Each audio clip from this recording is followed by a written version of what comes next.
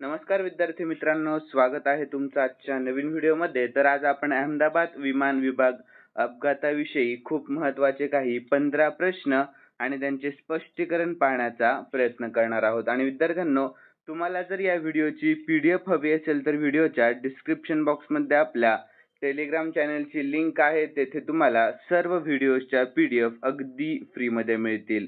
तर थोडा वेळ वाया न घालवता आपण या व्हिडिओला सुरुवात करूयात.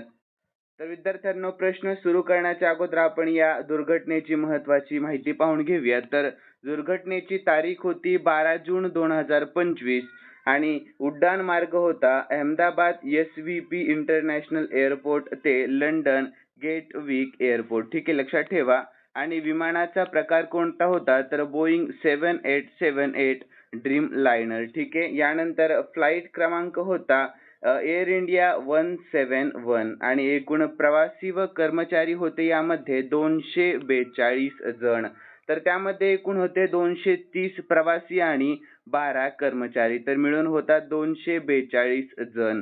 यानंतर दुर्घटना कशी घडली तर टेक ऑफ केल्यानंतर अवघ्या 30 सेकंदामध्येच विमानामध्ये तांत्रिक बिघाड झाला. तर इंजिन अचानक बंद पडल्याने विमानाची उंची कमी झाली.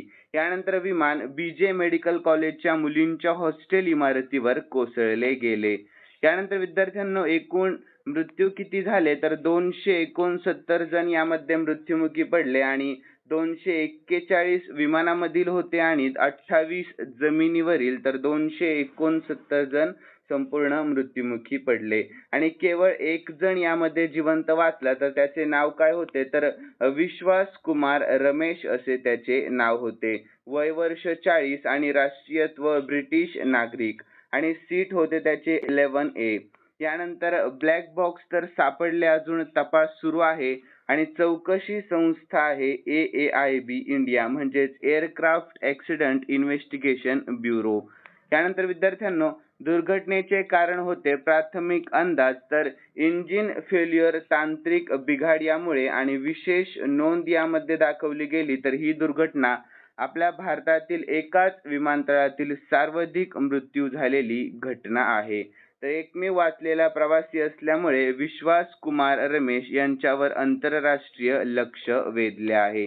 यानंतर आपण खूप महत्त्वाचे काही 15 MCQ प्रश्न आणि त्यांचे स्पष्टीकरण पाहणार आहोत.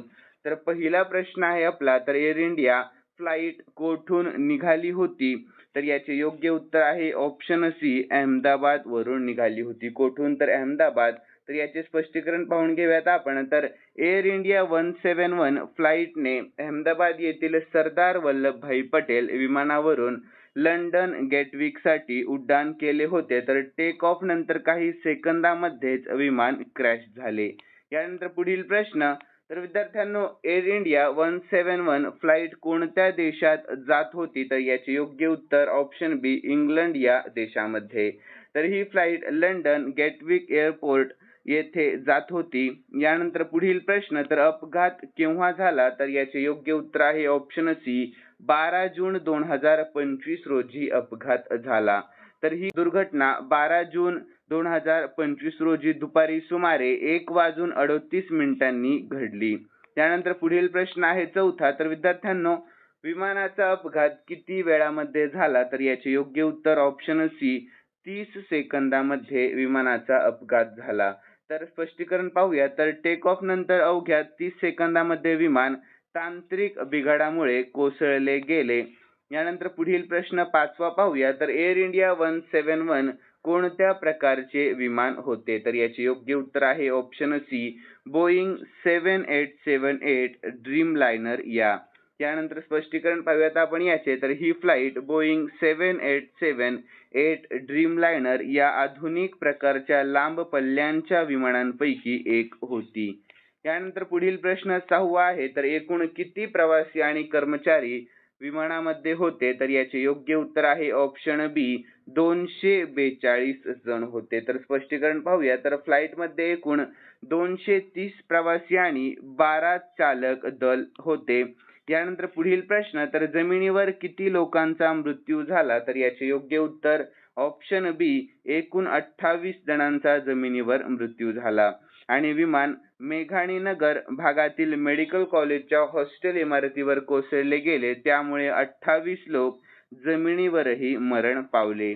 यानंतर पुढील प्रश्न, तर एकूण किती लोकांचा मृत्यू झाला? तर याचे योग्य उत्तर ऑप्शन बी, एकूण 269 जणांचा यामध्ये मृत्यू झाला. तर विद्यार्थ्यांनो 241 लोक विमानामध्ये ठार झाले आणि एकूण 28 लोक जमिनीवर, तर एकूण 269 जणांचा यामध्ये मृत्यू झाला. तर एकमेव जिवंत राहिलेला प्रवासी कोण होता यामध्ये? तर याचे योग्य उत्तर ऑप्शन बी, विश्वास कुमार रमेश यामध्ये एकमेव जिवंत राहिलेला प्रवासी होता. तर या दुर्घटनेमध्ये केवळ विश्वास कुमार रमेश हे 40 वर्षीय ब्रिटिश नागरिकच जिवंत वाचले. तर यानंतर पुढील प्रश्न, तर विश्वास कुमार रमेश कोणत्या सीटवर बसले होते? तर याचे योग्य उत्तर ऑप्शन बी, 11A या सीटवर. तर याविषयी स्पष्टीकरण, ते 11A या विंडो सीटवर बसले होते. तर त्यांच्या जागेचा कोपरा बऱ्याचपैकी सुरक्षित राहिलेला दिसून आला. यानंतर पुढील प्रश्न आहे 11वा, तर विमान अपघाताचे प्राथमिक कारण काय होते? तर याचे योग्य उत्तर ऑप्शन बी, इंजिन फेल्युअर म्हणजे तांत्रिक बिघाड हे विमान अपघाताचे प्राथमिक कारण दिसून आले. यानंतर स्पष्टीकरण पाहूयात मित्रांनो, तर टेक ऑफ नंतर काही सेकंदामध्येच इंजिन मध्ये बिघाड झाला व विमान कोसळले गेले. यानंतर पुढील प्रश्न, तर विमान कोठे कोसळले गेले? तर याचे योग्य उत्तर ऑप्शन सी, हॉस्टेल इमारतीवर कोसळले गेले. तर विमान बीजे मेडिकल कॉलेजच्या मुलींच्या हॉस्टेलवर कोसळले गेले. यानंतर पुढील प्रश्न आहे 13वा, तर विद्यार्थ्यांनो अपघाताची चौकशी सध्या कोण करत आहे? तर याचे योग्य उत्तर आहे option C, aircraft accident investigation bureau ही अपघाताची चौकशी करत आहे. तर याविषयी आपण स्पष्टीकरण पाहून घेऊया. तर विद्यार्थ्यांनो, तर AAIB इंडिया भारत सरकारची अपघात तपास करणारी अधिकृत एक संस्था आहे. यानंतर पुढील प्रश्न आहे 14वा, तर ब्लॅक बॉक्स सापडला का? तर योग्य उत्तर हो, सापडला. तर तपासासाठी ब्लॅक बॉक्स मिळवण्यामध्ये यश आले आहे आणि डेटा विश्लेषण सध्या सुरू आहे.